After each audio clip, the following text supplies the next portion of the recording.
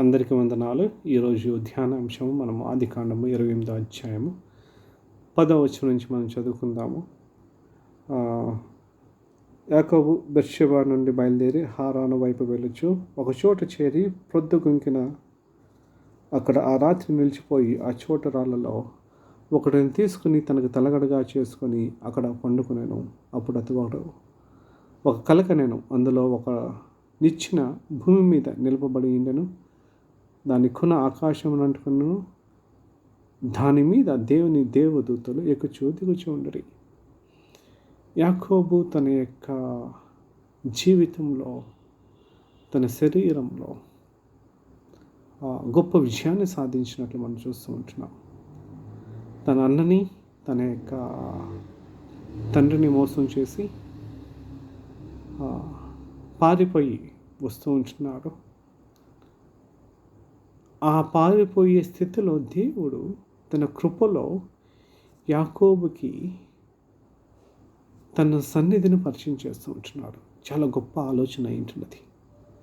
దేవుడు కృపామయుడు, కరుణామయుడు, ప్రేమామయుడు ఏంటున్నాడు. కానీ ఈ మోసపూరితమైన మనిషి యొక్క స్వభావానికి తన స్వభావాన్ని పరిచయం చేస్తూ ఉంటున్నాడు. తన సన్నిధిలో ఏ విధంగా జీవించాలి, తన గురించి ఏ విధంగా తన వైపు, తన దృష్టిని, తన ఆలోచనని, తన బలాన్ని మొత్తము సిలువ వైపు పెట్టి ఏ విధంగా తన వైపు, క్రీస్తు వైపు మళ్ళించుకొని తన జీవితాన్ని ఏ విధంగా నిర్మించుకోవాలో దేవుడు గొప్ప పాఠాన్ని నేర్పిస్తూ ఉంటున్నాడు. ఈ యొక్క నిచ్చెన మనం చూసినట్లయితే అది క్రీస్తు యొక్క వ్యక్తిత్వానికి, ఆయన పనికి సాదృశ్యంగా మనం చూస్తూ ఉంటున్నాము. అది భూమికి అంటుకున్నట్లు మనం చూస్తూ ఉంటున్నాము. ఆ యొక్క నిచ్చెన చూసినట్లయితే క్రీస్తు మనిషి యొక్క అవసరాన్ని చూసి పరలోకంలోంచి దిగివచ్చి మనిషిని దేవుని యొక్క సన్నిధిలోకి పరిచయం చేస్తూ ఉంటున్నాడు. అది మనకి స్థానం అవుతున్నది. సిలువ ఒక స్థానాన్ని మనకి పరిచయం చేస్తూ ఉంటున్నది. శరీరానికి సంపూర్ణతను తెచ్చి, అంటే సిలువ వేసి కొత్త జీవితాన్ని పరిచయం చేస్తూ ఉంటున్నది. ఇప్పుడు కృపలో ఏ విధంగా జీవించాలి? ఈ కృప యొక్క జీవితం అనేది దేవుని మీద ఆధారపడుకునే జీవితం ఏంటుంది. దేవుడు పరిచయం చేస్తూ ఉంటున్నాడు యాకోబుకి. కృపలో జీవించినట్లయితే ఏ విధంగా ఉంటున్నది, శరీరంలో జీవించినట్లయితే ఏముంటున్నది. యాకోబు ఆ యొక్క ప్రదేశం నుంచి లాబాను తన యొక్క మామ దగ్గరికి వెళ్తూ ఉంటున్నాడు. దాదాపుగా 20 సంవత్సరాలు పరిచయం చేస్తూ ఉంటున్నాడు. కృపలో పనిచేసినప్పుడు, శరీరంలో పనిచేసినప్పుడు దేవుడు ఆ వ్యత్యాసాన్ని తీసుకొస్తూ ఉంటున్నాడు. లాబాను మోసం చేస్తూ ఉంటున్నాడు. యాకోబు కూడా లాబాన్ని మోసం చేయడానికి ప్రయత్నం చేసి ఉంటున్నాడు. లాబాను తన జీతాన్ని మార్చివేసి ఉంటున్నాడు. దేవుడు చూపిస్తూ ఉంటున్నాడు యాకోబుకి, ఇది కృప ద్వారా జరిగే పని ఏంటిది, శరీరంలో నువ్వు చేసినట్లయితే ఈ విధంగా జరుగుతుందని పరిచయం చేస్తూ ఉంటున్నాడు. లాబాను కూడా తర్వాత గుర్తించి ఉంటున్నాడు. దేవుడు నీకు తోడుగా ఉన్నాడని యాకోబుతో మాట్లాడుతూ ఉంటున్నాడు.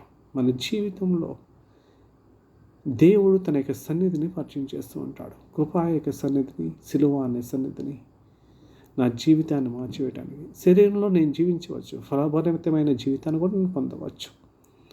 మన ఆ విషయాన్ని అబ్రహాము లోతు యొక్క జీవితం మనం చూస్తూ ఉంటాము. అబ్రహాము తన యొక్క కుమారుని ఇస్సాకుని బలిపీఠం దగ్గరికి రమ్మని చెప్పినప్పుడు అబ్రహాము దేవునితో ఏక బేరమాడలేదు. అది కృపకు సంబంధించిన జీవితం. కృపలో మనము దేవునితో బేరాడు ఆడము మనము. దేవుడు ఇది పునరుద్ధాన సంబంధమైన జీవితాన్ని దేవుడు నిర్మిస్తూ ఉంటాడు మన జీవితానికి. లోతు తన శరీరంలో మనం జీవిస్తూ ఉంటున్నట్లు మనం చూస్తూ ఉంటున్నాం. తన విశ్వాసై తన కుమార్తెలను లోకంతో బేరాడినట్లు మనం చూస్తూ ఉంటున్నాం. ఈ యొక్క కుమార్తెలను దాని ద్వారా ఏం జరిగి ఉంటున్నది, 2 దేశాలు జన్మించినట్లు మనం చూస్తూ ఉంటున్నాము. లోకపరంగా అయితే అవి 2 దేశాలు గొప్పగా ఉంటున్నవి, ఇశ్రాయేలు జనం కన్నా గొప్పగా ఉన్నట్లు మనం చూస్తూ ఉండొచ్చు. కానీ దేవుని దృష్టిలో అవి విలువలేనట్లుగా మనం చూస్తూ ఉంటున్నాము. కృప జీవితము, శరీర జీవితం చాలా వ్యత్యాసమైన జీవితం ఉంటున్నది. దేవుడు మనకు పరిచయం చేస్తూ ఉంటున్నాడు.